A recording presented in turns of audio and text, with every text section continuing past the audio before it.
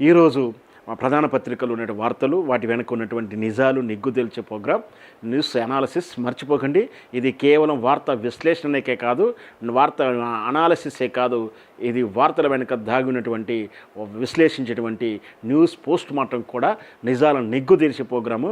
అందుకే వార్తను, ఆ వార్త వెనక ఉన్నటువంటి ఉద్దేశాలు, ప్రయోజనాలు, వక్రీకరణలు ఎలా ఉన్నాయి, అసలు నిజమైన వార్త, ఫేక్ వార్త, ఇవన్నీ కూడా చూసుకునే ప్రయత్నం చేద్దాం. వెళ్ళదాం. ఇప్పుడు ప్రధానంగా ఈరోజు మనకున్నటువంటి వార్తల్లో ఈ విషయం ఏంటంటే, ఇక్కడ ఏంటంటే ఎస్బీఐ భూమిని విక్రయించిన తెలంగాణ ప్రభుత్వం. ఎకరానికి 237 కోట్లని ప్రచారం చేసుకున్న భూమి తనదేనని హైకోర్టు ఆశ్రయించిన SBI department. State bank of India, state bank of Hyderabad కాదు, స్టేట్ బ్యాంక్ ఆఫ్ ఇండియా అంటే కేంద్ర ప్రభుత్వ నిధులతో పనిచేస్తున్నటువంటి, కేంద్ర ప్రభుత్వ ఆధీనంలో ఉన్నటువంటి బ్యాంకు అని చెప్పొచ్చు ఎస్బీఐ.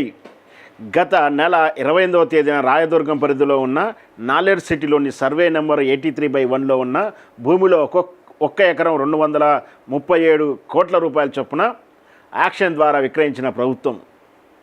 అయితే ఆ భూమిలో 5 ఎకరాలు తమేమని, సదరు భూమిపై రిట్ ఆర్డర్ ఇవ్వాలని హైకోర్టును ఆశ్రయించిన పిటిషన్ దాఖలు చేసిన ఎస్బీఐ. ఇది అండి విషయం. ఎస్బీఐకి సంబంధించిన సర్వే నంబరు, వాటి పాస్బుక్లు, వాటి వివరాలు ఇవన్నీ కూడా ఇక్కడ క్లియర్గా చెప్తా ఉన్నాయి.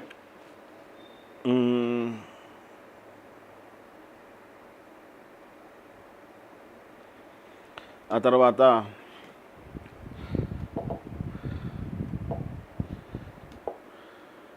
ఎందుకు అంటే ఇది కాస్త దర్యాప్తు జరిగితే మాత్రం కొంచెం ప్రమాదమే ఉంటుంది. తనది కాని భూమిని ఇతరుల భూమిని తమ భూమి అంటూ నమ్మబలుకుతూ మోసము లేదా ఫోర్జరీ లేదా కబ్జా చేసి అమ్మడాన్ని కూడా నేరంగానే చూస్తుంది భారతీయ చట్టాలు. ఒకవేళ ఇదే నిజమైతే, ఒకవేళ తనది కాని భూమిని అంటే అవగాహన లోపము లేదా అనాలోచితంగా లేదా కన్ఫ్యూజన్లో అమ్మితే ఒక రకమైనటువంటి విధానం, కానీ తెలిసి కావాలని డాక్యుమెంట్స్ మార్చి ఫోర్జరీ చేసి ఆ భూమి మా భూమి అని చెప్పి అని అమ్మితే మాత్రం ఖచ్చితంగా అవి నేరాస్మృతి కింద, శిక్షాస్మృతి కింద ఖచ్చితంగా శిక్షించదగ్గ నేరాలు అవుతాయి. ఒకవేళ అది కనుక నేరమైతే, అది కనుక నిజంగా నిరూపణ జరిగితే, అదే కనుక ఎస్బీఐ ఏదైతే ఆరోపిస్తుందో నిజమే అనుకుంటే, ఇప్పుడు వస్తున్నటువంటి వాదనలు ఏమిటంటే అవి డాక్యుమెంటేషన్ మార్ఫింగ్ జరిగినాయని ఒక వాదన వస్తూ ఉంది. నిజంగా డాక్యుమెంటేషన్స్ మార్ఫింగ్ జరిగి ఉంటే ఎవరు చేశారో కూడా నిగ్గు తేలాల్సి వస్తుంది. ఆ నిగ్గు ఎవరైతే చేశారో వాళ్ళకు జైలు శిక్ష, నేరం రుజువైతే కోర్టు సాధారణంగా 7 సంవత్సరాల వరకు జైలు శిక్ష విధించే అవకాశాలు ఉంటాయి. జరిమానా, జైలు శిక్షతో పాటు బాధితులకు పరిహారంగా భారీగా జరిమానా కూడా పడే అవకాశం ఉంది. తీసుకోవాల్సిన చర్యలు: పోలీసులు ఫిర్యాదు, మోసపోయిన వారు వెంటనే స్థానిక పోలీస్ స్టేషన్లో లేదా సైబర్ క్రైమ్ ఆన్లైన్ మోసాలకైతే విభాగంలో ఎఫ్ఐఆర్ నమోదు చేయించుకోవాలి. భూమి తిరిగి పొందడానికి నష్టపరిహారం కోసం సివిల్ కోర్టును ఆశ్రయించవచ్చు, దావా వేసుకోవచ్చు. రిజిస్ట్రేషన్ రద్దు, నకిలీ పత్రాలతో జరిగిన రిజిస్ట్రేషన్ను రద్దు చేసుకుని కోరుతూ, అంటే నిన్న 237 కోట్ల రూపాయల ఎకరం చొప్పున కొన్నటువంటి భూమి, సదరు రిజిస్ట్రేషన్ అయినటువంటి భూమి కొన్నటువంటి వ్యక్తుల కంపెనీ నుంచి భూమి తిరిగి స్వాధీనం చేసుకునేటువంటి అవకాశం ఉంది. రిజిస్ట్రేషన్ రద్దు అయ్యే అవకాశం ఉంది. 5 ఎకరాలకు మాత్రమే, పూర్తిగా కాదు మిత్రులారా, 5 ఎకరాలకు మాత్రమే ఈ ఎస్బీఐ కోడ్ చేస్తున్నట్టు 5 ఎకరాల భూమి వెనక్కి వెళ్ళిపోవాల్సి వస్తుంది. కొన్నాడు, పెట్టుబడి పెట్టిన వారు. మనం అప్పుడే కూడా చర్చల్లో, విశ్లేషణలో చెప్పుకున్నాం, ఇది భారీ ప్రాజెక్టు కాబోతా ఉంది, 1000 కోట్ల ప్రాజెక్టు.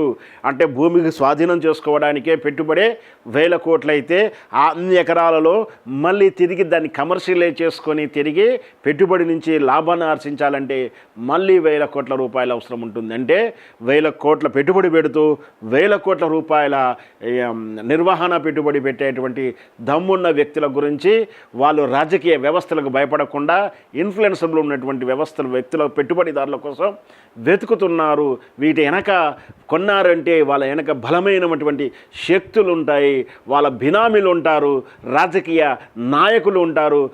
మొహమాటమేం లేదు, రాజకీయ నాయకులు ఉంటారు, లేదా ఏ ఆదాను అంబాను లాంటి పెట్టుబడిదారులు ఉంటారు.